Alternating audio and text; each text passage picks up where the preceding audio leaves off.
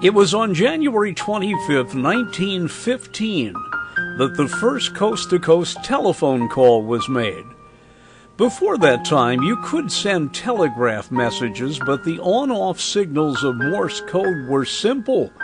Modulation of the human voice over long-distance wires was very difficult. Up until that time, it was possible to talk from the east to Denver.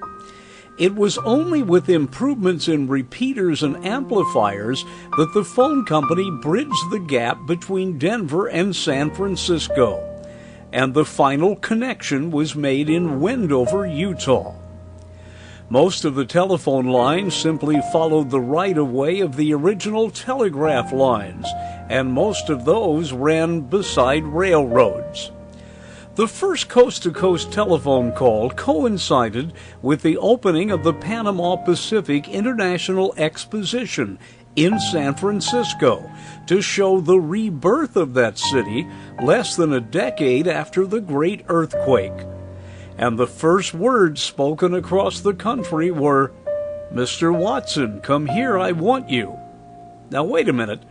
I know those were the first words ever spoken into a telephone by Alexander Graham Bell in 1876.